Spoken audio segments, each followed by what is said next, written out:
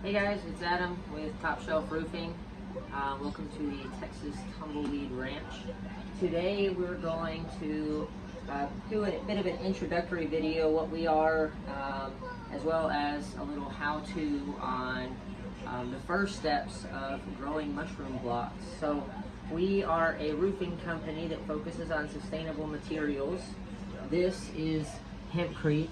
This is also hempcrete, as well as this, but as you can see, they're all different types. This is going to be a more insulative type, traditional with hurd line binder, but the hurd being the inner stalk of the plant. You can see little bits of it here. This is also hurd, but it's micronized, meaning that it's down to 1 to 5 microns in size. This is also a mix, has a cloth inside to add a little bit extra strength, but as you can see, it's a little more similar to brick.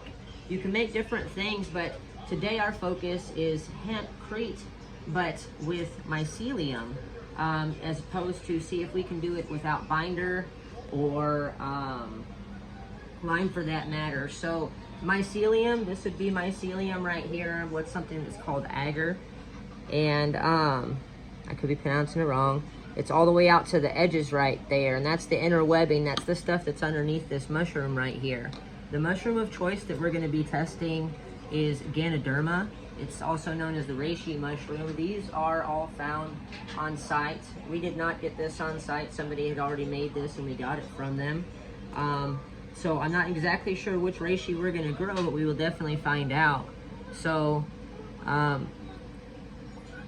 the reason why we're using this type of mushroom is because when they dry out, they get hard. They're all extremely hard like wood. And so our hope is that the mycelium grows together, and when we stop it, it holds in brick form. We also suspect that we're going to be able to do packaging and other materials similarly. Now, there are different ways to do what we're doing, but during the grow process, we're going to be using grow bags. This one is just bought off of Amazon, but shout out to Unicorn Bags. I hear we're going to be getting some donated for the cause, so we can we're definitely happy to speak out for them. Anyways, so the process won't take too terribly long. Basically what I'm going to do, and here is hurd, and here is hurd. Texas Hemp Products, TexasHempProcessors.net is where we can get this stuff from, but we also can get it through E3 Agriculture. That's who I'm working with on the rebar. You can see some of the stuff that we're going to be using. It doesn't have to be super sanitary today. For one, it is being hemp, it's naturally going to stay cleaner, but the next step is where we're actually going to sanitize it inside of these mushroom bags. But the thing is, being so new, we don't know if it's going to be better to have some of the smaller herds, which is more industrial spec, if it's going to be better to have larger ones. So we're actually going to do it with 2 different buckets. Today's pretty simple. We get the herd, we pour it in the buckets, and add some water to it, and a little bit of gypsum.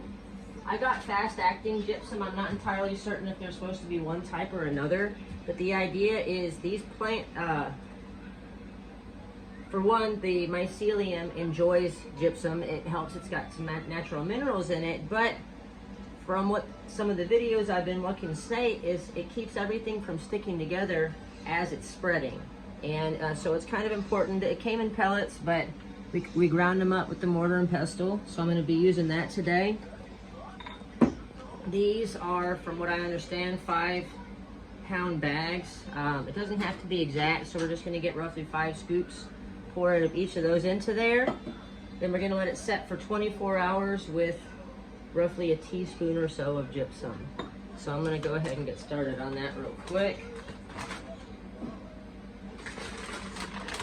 In other videos, we're going to go over liquid cultures. We're going to go over agar plates, how to make liquid cultures with it.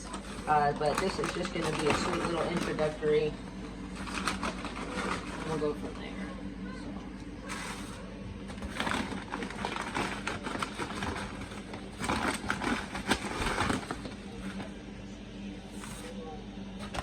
Come on, buddy. Okay. Okay, so we got 5 in there. Now we're gonna do the smaller one.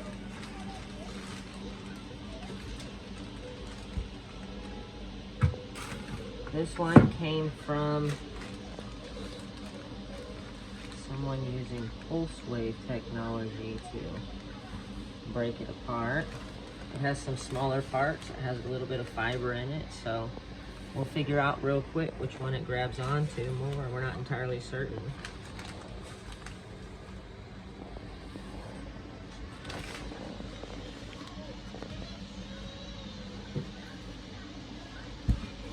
Definitely more dust in there, but even that fine dust right there has use. So I got that. Gonna add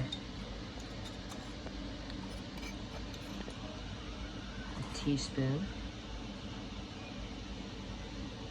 of gypsum. Let's do this one. I guess it's I'll just split that up. Pour a little more on it. So the reason for using that is the mycelium wants to eat it, and then it won't stick together. We're just going to add water to it, just above, or real close to above where the line is for it, because we want it to be able to absorb as much as it possibly can, and that's roughly going to be about 5 pounds of material each. So already each of these has about a half a gallon in it.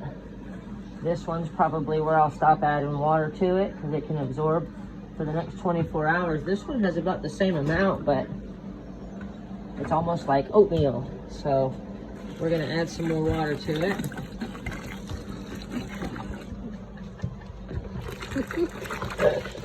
Got little ones running around there and they love making things difficult. So stir it up, and then we're going to cover it for 24 hours. So next video starts tomorrow.